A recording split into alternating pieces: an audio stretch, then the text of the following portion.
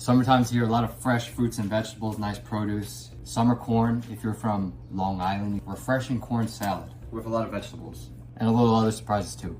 Whoa, look how beautiful that is. Just the hair.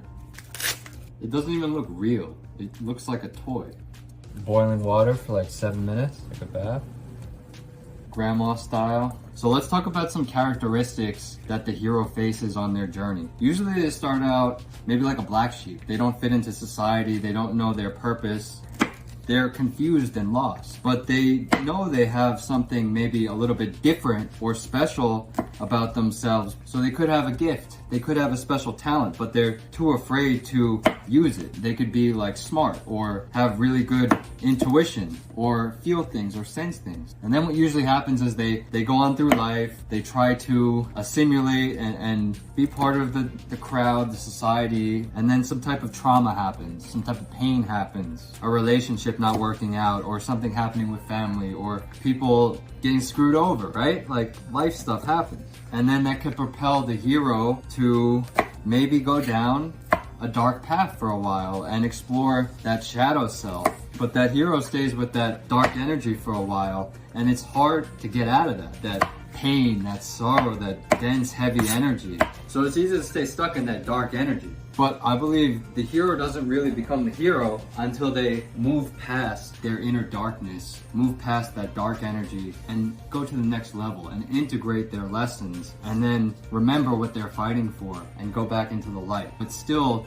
going through the darkness is crucial because they learn how to harness that energy, but they have to move forward from that. And only when they move forward from that and they deal with their dark night of the soul or dark night of the shadow or whatever, and then they really believe in who they are, then they start to believe in their gifts and believe in themselves and believe in their unique talents. Then the true power of the hero comes when they believe. If you don't believe, you have no power. If you don't believe, you have no power. And still stay grounded and balanced. Taking this out now, and are fighting for the right reason, then the true power comes. Then they're the hero. Let's put this down. Screen follow. Mamma mia. Let's put this in here. Ooh. Now I'm gonna blanch these string beans for like 2 minutes.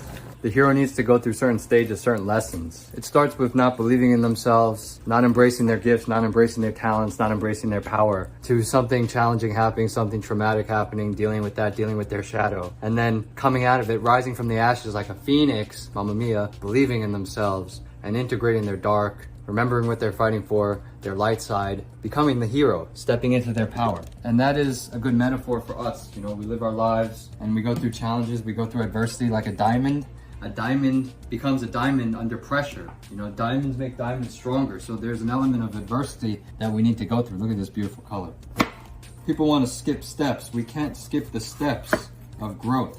Going through the darkness is essential. Doing the healing work is essential. But what happens a lot of times are that we get comfortable in that stage of our journey, in that stage of our life. Like going to a group therapy, whatever, and crying and you know, releasing all this pain. That's good. Don't deny that process. But you gotta realize when it gets to a certain point, like, okay, I'm healed enough. It's time to stop being here and move forward. And now embrace the light and not... Okay, Google, stop. And not be tied to the past version of yourself anymore. Instead, learn the lessons from your past and move forward. So I'm not saying that doing the healing work is not necessary. It's necessary, but we need to grow from it. And that could be for anything. It's easy to get stuck in the same paradigm. And I know on my own journey, I was always the black sheep and never really fit into my family, my friends, because of how I looked and because of how I was. Like, I wasn't the smartest person, right? So I had this low perception of myself for a long time. And on my personal hero's journey, it was essential for me to learn more about my culture, learn more about my family. So let's take this out. I went on an adventure to China and Italy and learned more about my ancestors and stuff. That was very personal to me. It allowed me to understand where my family came from, But once I understood that, I stopped caring so much about race and culture, although I think race and culture is beautiful. But I began to see myself not as what I am, but who I am. But it wasn't only until I went on the journey to learn about myself where I finally figured that out. This is going in ice water. So I think learning about our culture and race is good, but then staying stuck there and only caring about race and culture as a means to distinguish who we are, I think is an area where I could have stayed stuck in, but I didn't because I'm Mamma Mia. The past. Gotta bless it. First, you gotta bless it. A lot of it is by feel, even though you have the recipe. Salt. Now I'm gonna knead this out, work out the glutens, and continue to bless it. Always gotta bless it. Put my intention into it, feel it, and this is gonna be good, so I'm excited. All right, now let's let this rest for 10 minutes. Covered. Good night. Voila. Okay. Carry on. Well, like I said, don't stay stuck in the same stage. You gotta move forward and evolve. Like life is about evolving. Cut this small because we're gonna keep it raw. So I think it's important on our own journey to identify when things expire and they no longer serve us, and it's time to evolve and grow and move on to the next stage of our journey. And change is uncomfortable, but it's like nature, right? The 4 seasons, there's always change. In Chinese culture, 4 is kind of superstitious and it means like death because that's how it sounds phonetically. But I think death could also be a positive thing because it's about rebirth, it's about growth. So it's just depending on how you look at it. Like change could be good. Another stage of the hero's journey is usually there's like a teacher or a mentor that comes into the picture that helps guide the hero. You know, I think a teacher or a mentor can be in the form of a friend or like a coach or something like that. And I talked about this hero story a lot with one of my current mentors, Uncle Bronze. Shout out to Uncle Bronze. But it's not about like the teacher telling you what to do. It's more about guiding you and unlocking your own version, your own style within yourself. If we all have different purposes here, it wouldn't be right for everyone to be like, oh, you must do Michael's way. Michael's way is not the right way. It's just the way that works for me. But my way is the way of authenticity, what that means to me. There's no right way. My kung fu is better than yours. My teaching is better than yours. Like, no, that's I don't believe in that. I believe there's different ways to do certain things. There's different heroes out there like the Avengers. There's not just one hero. They all have different skills. They all have different talents. They all have different powers. It's the same thing that we have, but it's just unlocking that. The string beans, peppers. Mamma Mia, look at this color. Let's see if it cooked like this. Nice. Just like this. Look at that corn. It's like a snake. Everything is an energy, so there's nothing bad. And just like the hero has to embrace elements of their own darkness in order to grow and evolve, I think we have to not be so extreme with like right and wrong, light and dark, good and bad, lover and fighter. It shouldn't be so extreme. There's a time where we need to be the lover and there's a time where we need to be a fighter. If we are not balanced and don't embody the other energy, I believe we won't be the fullest version of ourselves. I used to be someone that didn't want to embrace my dark side. I didn't want to acknowledge that about me because I didn't think it was right. But I think it's more dangerous to not acknowledge it and not be comfortable with it. I think you don't have to be so extremes. Like this is, I will not go here. I don't eat this food. Yeah, have your boundaries, but also don't be so extreme. Sometimes you need to use that like dark side energy. For example, social media right now can be a toxic black hole that could like distract you from your life and can't get anything done. Social media can also be used as a positive in order for you to help grow your business, grow your following, and spread a good message. It's on the same stick. It's the opposite side of the coin.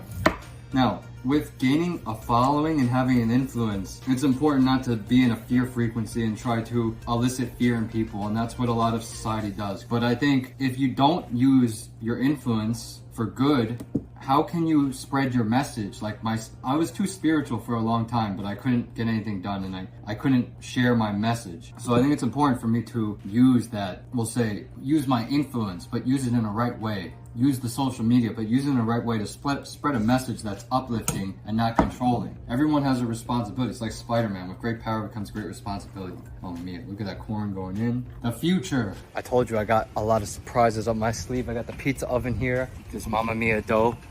It's been fermenting for 24 hours. My dog doesn't like fireworks. Light, it's okay, come on. You want pizza? I'll make you one.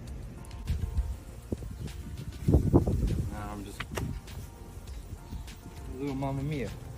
1, 2, 3. All right, we got the flame on. That's a Mamma Mia pizza. Look at that. Little flatbread. Now we got a tent up, see? Nothing can stop me. Ah, it's hot. Summertime meal salad as it rains on me. I would say 10 points.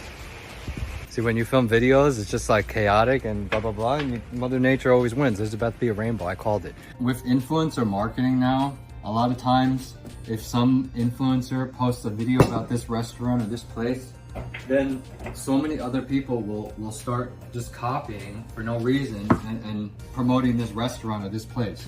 Now, if the restaurant is good, I get it, but sometimes the restaurant's not good, but they're still using this like influencer energy to get the message out. So what I'm saying is, I will use this influencer energy out to get my message out. And you might not like me, I get it, but if you do, it's for a good purpose, to bring people together.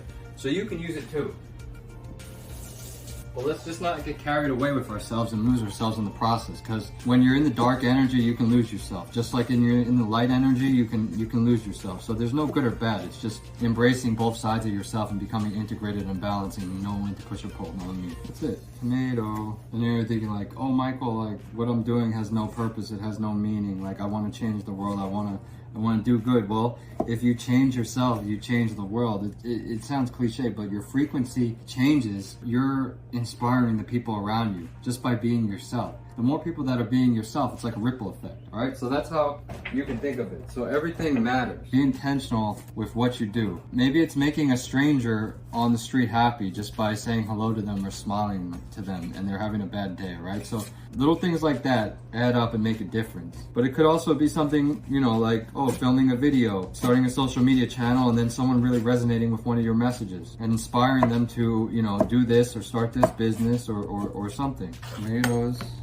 I just eat it like this. Cannellini beans. I want to get that canned flavor off. All right, here are my cannellini beans, Mamma Mia. String beans, peppers, tomatoes, cannellini beans, fresh corn. These are artichoke hearts. Add to the Mamma Mia vibe. Come on. Okay. Yes. Cut this up. Easy. I like the taste of artichoke. With a vinaigrette to dress the salad. More canned stuff. I got some Calabrian chili. I would say it's a little sweet, so I'm gonna add a little bit of this. Now some soy sauce because I'm Chinese. A little bit. It adds a nice umami-ness. We have exposure to new ingredients, right? And a good chef doesn't stay in the box, the confines of what they're taught. They use what they have around them and they learn how to adapt and adjust. Like I worked at an Italian restaurant and the chefs use soy sauce too because it tastes good. So why would we limit ourselves? Instead, expose ourselves to the good ingredients that we have at our disposal. Some black pepper, some salt, extra virgin olive oil. That's a lot. Let's try it. A little bit more salt. Add this in. Beautiful. This is perfect for the summertime.